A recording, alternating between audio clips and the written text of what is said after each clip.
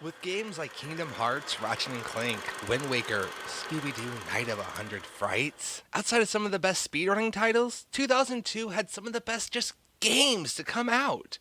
And most of them have seen a return, one way or another. Meanwhile... Good day, kind sir. Would you like to buy some Girl Scout cookies? Whether it be an HD remastered, or an Okay, yeah, no, we get it. But one that seems to never get talked about and is overlooked is...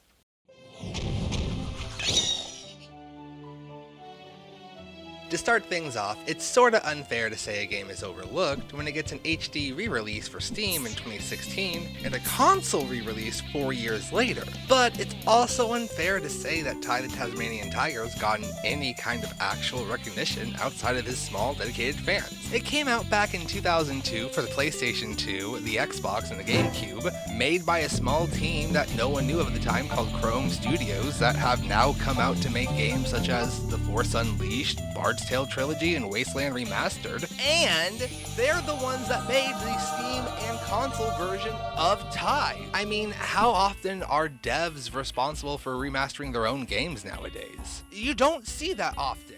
I don't know. IGN, what do you think? You seem to have all the knowledge when it comes to games. IGN quoted us saying the game is both a Crash clone and a Mario clone, just done really well, which, I mean, good on you, Ty. But I'm gonna be honest, I don't think you can compare Mario and Crash together. Let's just take a look at the recent non-handheld games.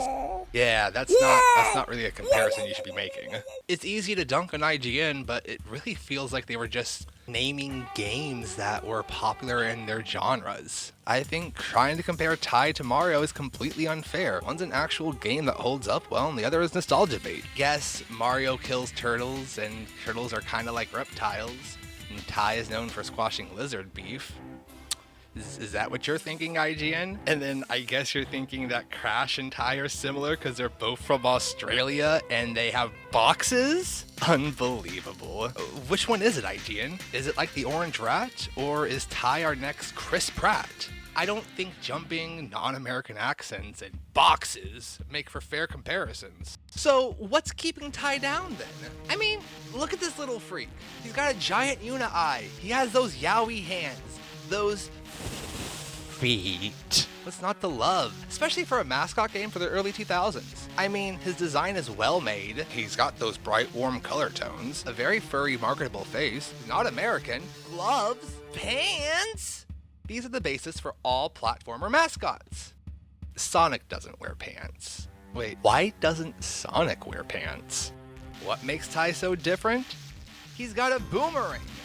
That's right, hey, no, come back, okay, I see, that's not enough for you. Well then, let me let you in on this little secret. Ty's got 2 boomerangs. Okay, come on, come back. Thank you. Okay, seriously. Ty's got boomeranging, gliding, chomping, platforming, boss fights, puzzles, liars. This is totally not Shadow the Hedgehog, Gundams, and some furry bait. Lots and lots of furry bait.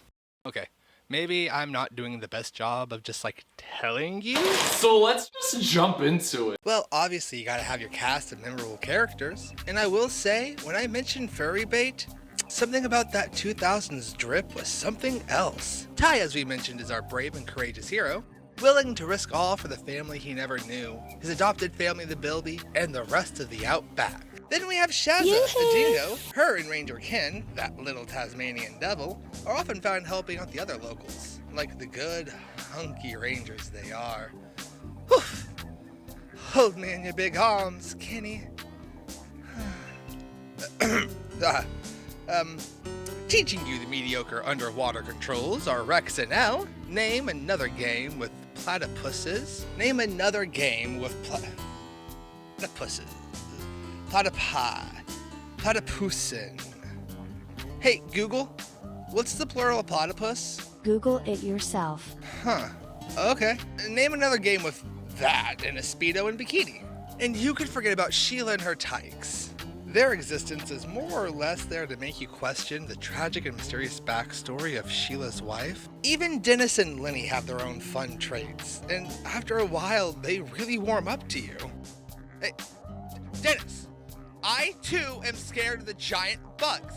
Please, Dennis! Hey, who turned out the lights? Why'd it get so dark?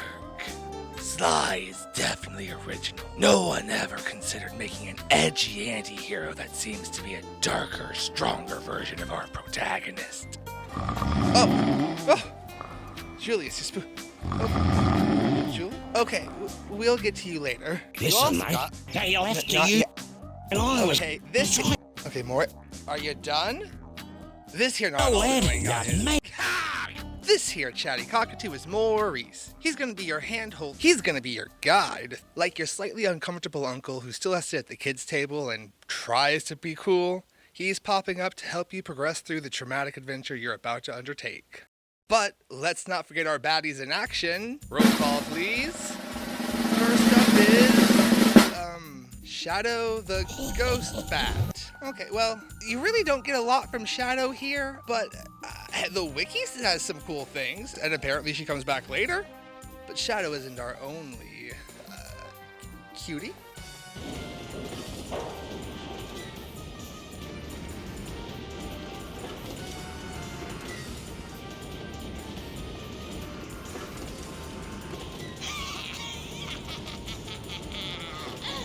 Fluffy will become a series staple throughout the rest of the franchise. Don't worry, you'll see more of her in the future. And last but not least, we can't forget about the big Casserai himself, Boss Cass. He's pretty annoyed. Yeah, that seems to be his big characteristic. Kind of a jerk. But you know, he grows on you. Look at that shiny little head. Hey, you see this? This, I miss. I get this is a cartoon-style game, but I miss being able to look at an enemy and tell what it is by its unique design and see thought was put into that design. Whether it be blue-tongue frills, the spiders, the generic frilled lizards, the turkey, you know what they are from a distance. You can tell that there was more than just, I want to build something cool. It was, how would this properly work in this environment? And how can I make sure the player knows what this is? Look at more modern titles, like the CODs, the Assassin's Creeds. Really, any of these graphically realistic games that are trying to push the boundaries. And tell me, who's that? What enemy is that? Right there. You, with your fancy render distance and your high-end PC specs. Judging me because of my console, PC Master Race my ass.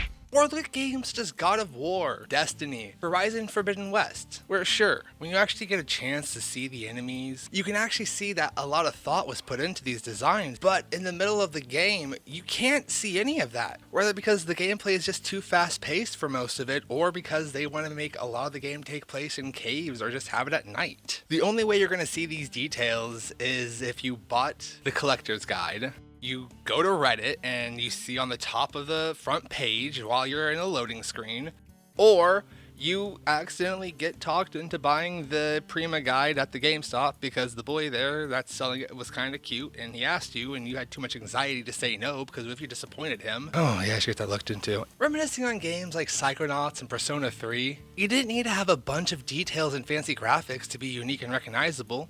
The enemies both matched the world and stood out as something unique, while you were still able to tell what you were looking at the entire time. With modern AAA games lately, we rather get disfigured humanoid with gore, disfigured humanoid that lives in a cave, the Russians. I mean, look at this. Can you tell me who any of these enemies are? Can you tell me what game they're from? Can you tell me what faction they belong to? If it wasn't for the immaculate work of indie artists and devs, I feel like so much of the gaming world would be just bland. Fortnite is doing leagues better than Activision and Treyarch or Ubisoft in this field. So when we're comparing games like, the Call of Duties to the games like Ty, you can see that Ty had a lot of love and care and thought put into every single one of their, hey, stop, don't show that, that's my point. Okay, not everything is perfect. But outside of all of Ty's family looking identical and the boring trope of recoloring an enemy, the amount of variety in the cast is just amazing. As a North American, I don't get to see most of these kinds of animals, and introducing tons of Western audiences to the vast wildlife of Australia is just going to be beneficial. Okay, sure, maybe I'm really hyping them up here, But let's actually take a look here for a moment. We have a thylacine, a bilby, and heck, we have a frickin' bunyip. Already 3 extinct creatures and cryptids from Australia's outback. As a side, did you know the thylacine went extinct on September 7th, 1936? The lesser bilby, his little brother and sister, went extinct around the 1950s. You might think, how is that important? Well, if you look at games as a piece of art, I only discovered these facts because I wanted to know more about these cool creatures. This game taught me what these animals were, which gave me the tools to actually discover and learn. But outside of fun characters, another really important detail is, if it wasn't obvious by now, the game takes place in the Australian outback. And Chrome Studios does a heck of a job of really showing us the vast diversity Aussie has for us. Between the beautiful beaches of Shipwrecks and Rex Marks the Spot, to the snowy and burning mountains of Snow Worries. Okay, the naming isn't great. We aren't here to judge bad puns though. Even so, it's a lot better than something like Dynamite Head here. These are some really creative locales, and it's such a fun take on the outback. I mean, places like Walk in the Park and Liar Liar show us both how fun and dangerous the jungles of Australia are. Chrome Studios, you really went above and beyond here. While sure, first time playing in the year 20XX, it might look slightly older, but even for its time, this game looks beautiful. The use of colors, the background ornaments, even something as boring as going back through an entire level for one missing collectible is made fun with how the levels connect. One playthrough you could be scaling the side of a snowy mountain, fighting baddies and collecting secrets on the way up. Another go around can have you climbing through up Splash Mountain's spiky cousin. Ty does have a lot of empty segments at times though. You might be walking and backtracking through the level, but not a soul would be in sight. All the frills killed off. The boxes eaten to death. Nothing but you and the disquieting features of the outback. It gets kinda lonely! A lot of these shortcomings, though, I would say are kinda made up for in all the small details that are put throughout this game. I mean, when you're looking at things like the other elemental rings, and you notice all the little polygons and all the details coming off of them, that's really cool. But I just have to, okay, you see them? You see him? You see that? No, okay, well, look, Ty has got footprints. Okay, back in 2002, most games didn't care and had the time to put small details like footprints into everything. Heck, you'd be just lucky enough if your game lets you even walk in water. Okay, I see that you're not impressed with the footprints. How about this? Tippy toe prints! Little beans! I love them! These are the small details that really bring everything together. Okay, but just because it looks nice, how is it actually laid out? I am so glad you asked. Game art and level designs are two sides of the same coin, but slightly different still. Ty is an open world collectathon with a main hub world that has sections that teleport you to levels. 10 unique full levels in total, with some extras here and there. Pretty straightforward, and while not groundbreaking, it's good to see them keeping with a hub world, and not just making it a level select screen, unlike some overrated mascots I know. We live in the land of Rainbow Falls, our hub. And honestly, my first time playing here as a kid, I spent over an hour just exploring the small area we were allowed to at the time. There's some secrets to find, a lot of cute platforming, and eventually progress to our story can be found here. Between Julius's hut, the beautiful river, the roaring waterfall, it's a pretty cool start to a game. Just be careful about exploring too much starting out. Might have to take a long walk back up. Ty will have you venture into the levels via portals. First set of portals being here at Bly Bly Station, and our second and third set of portals are locked behind boss fights. I will say though, I wish they would have done a little DK64 treatment. No, not like that. When returning to levels, while the designs and layouts are good for your first and second, possibly third playthrough, the replayability is only subpar afterwards.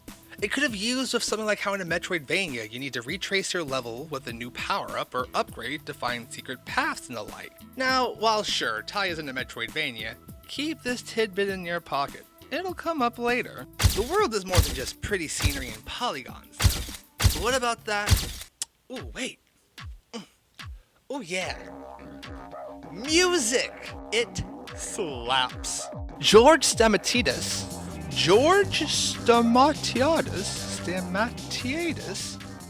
George Stamatiadis does a knockout job capturing the wild outback vibe. I'm not so much into the music realm, so I can't get into a lot of details on how everything works and sound together, but just listen to a few of these tracks. I digitally don't need to be a music major to know a slapping tune when I hear one. Anyone? Please? Please? I survive off laughs. Jokes aside, the music is amazing. From the menu theme to the levels, it's just so fun. Also, I love some of the sound effects. Listen to the crates breaking, the bulls running,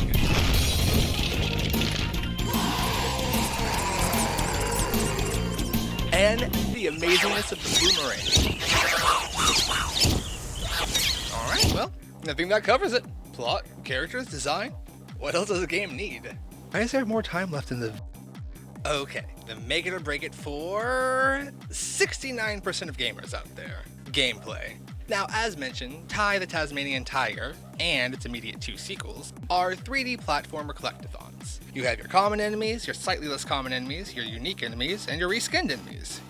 I get it, but maybe, I don't know, choosing something else to represent the elements here. Like, spiders can be blue, and that's because they're associated to water and ice, right? So, when we get to the fire aspect of the game, how about instead of using a fighter, you use a slug, fire slug. You have your platforming, you have your jumping, you got your gliding, and grabbing ledges.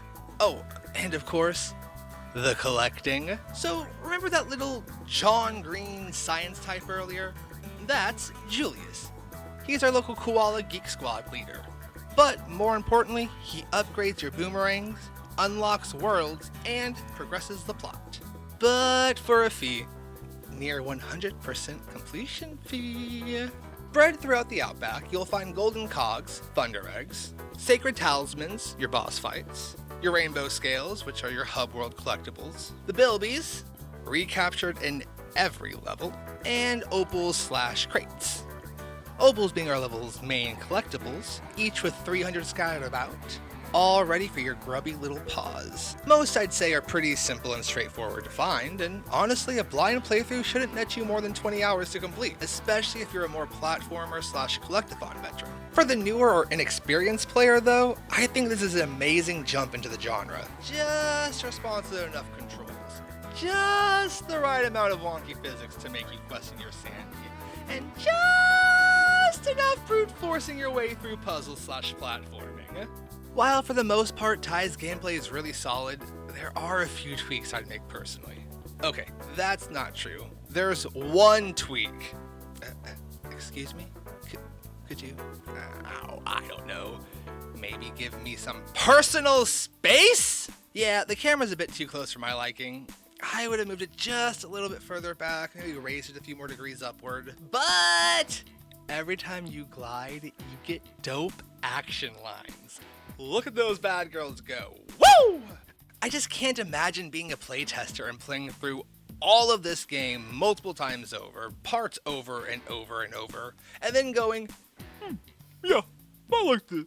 I like being close and intimate to his app. I just don't get it. And honestly, this is still kind of an issue in today's games, like The Evil Within and all of the Dark Pictures anthology. Most of Ty will have you jumping and gliding from area to area, biting and boomeranging the reptiles scattered about, attempting to hinder your progress, and finding all the MacGuffins on our checklist. At the end of 3 sets of levels, though, you'll encounter a boss fight, which, while aren't terrible, and honestly, I love that they all require you to actually use your head a bit and not just brute force attack your way through them, do feel sort of thrown in. Don't get me wrong, each boss and mini-boss is memorable and have their own fun gimmicks to them, but that's right here.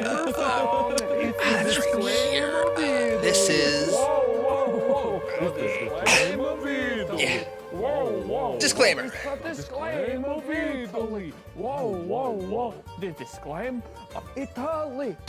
If you've made it this far into the video, I'm going to start getting into some pretty heavy spoiler territory from here on out. So, if you want to try the game out now, given what all you have, there's 8 ways to play it, from GameCube to PS2, all the way to modern titles like the PS4, the Xbone, the Switch PC. Just go out there and play it. And when you're done, you can come on back and tell me your thoughts in the comments below. Oh, hey, while you're down there, Do you think you might want to hit that gray little sub? Yeah, that. Think you can hit that for me? Okay, don't worry, I'll earn it. No, it's fine, I'll earn it. I have a thought or two here, so forgive me as I might just ramble on. While the boss gimmicks are fun, the only real boss that feels like they actually had plans for is Bull, who's our first boss. And that's only because one of the very next levels you play as has you teaming up with him to explore the Outback. This is a fun idea, but wasn't implemented in any way outside this one time. Now, I'm not saying we have to have Crikey help us out, or that Robo Fluffy should have somehow turned good and given us the ultimate reptile versus mammal mech fight yet. But when the only time the boss is ever mentioned is because we have enough of the Thunder Eggs, and that activated the machine to tell us where a talisman is, and then all of a sudden the boss is guarding the talisman, there's no urgency. We just show up, kick their butt, or free them. The mini-bosses have more thought put into them. Even Shadow, despite how annoying this fight is, come on now, the lava, could you just stop for a few moments? I didn't even touch it. Just due to the randomness of them happening. They're fun. Sure, we kind of expected Lenny to lead us into a trap. Some sort of foreshadowing, maybe. But we didn't expect the fight with Sly to be so silly and retrospective, but mysterious and dope. Or Nettie to be just a goofball wearing pots and pans. These small encounters add so much more life to the world than the bosses do. Nettie's built up, Sly is built up, the turkeys are built up. Sly is so built up, we see him in pre-rendered cutscenes. So why isn't Shazza and Ken worried about Crikey or Bull? The hardest part of this game is going to be using your Boomerang everywhere to find these juicy picture frames. Oh, why the Boomerang? Well, scattered throughout the game is... What? How many? Oh, yeah. Yep. That's right. Scattered throughout this game are 373 invisible floating boxes. When you collect them, you get a cool slideshow of concept art. Okay, that might sound facetious, but that's actually fun. That's cool. That's neat. And it doesn't have to be behind some needless paywall, does it? Game publishers, remember, developers don't have to include microtransactions. I suppose I should also mention the underwater controls. They're actually pretty solid, especially once you complete the tutorial and get your Aquarang. Oh yes. I said Aquarang. See, as you get those golden cogs, Julius will start to give you different types of boomerangs. Some with elemental power, some with weird upgrades, others are just there to cause panic. Seriously, who would make this? This seems like it's against the Geneva Convention. These help Ty just abuse this game. Once you start actually getting your rings, combat in this game is a joke outside of bosses and mini-bosses. It's actually a really fun power trip starting out. But it kind of ties back into my biggest gripe of the game. They don't actually feel like they do anything. Enemies, while being fun and cool and all that, they're not really much of a threat. Whether it just be a bite to 2 bites, to maybe having to use a ring if you have to. Most of the boomerang kind of feel like style points more than anything. Remember how earlier in the video I mentioned Metroidvanias? Well, reach into your pocket and pull out that memory, cuz. Note to future game devs, when creating your world, and you get the idea of having a power upgrade, or some sort of search and find mechanic, and you think, or even want, the players to spend more time in your game via returning to previous locales and enjoying your world, have stuff to do with these upgrades. Outside of the icy ring for traversing water, or the few burning logs, there's no real reason to have other rings gameplay-wise. Let's look at another wonderful platformer collectathon adjacent game from 2002, Super Mario Sunshine. While unfair to pit this David against Goliath, yes, even the smallest of upgrades such as flood attachments add so much extra life and love to a level when going back.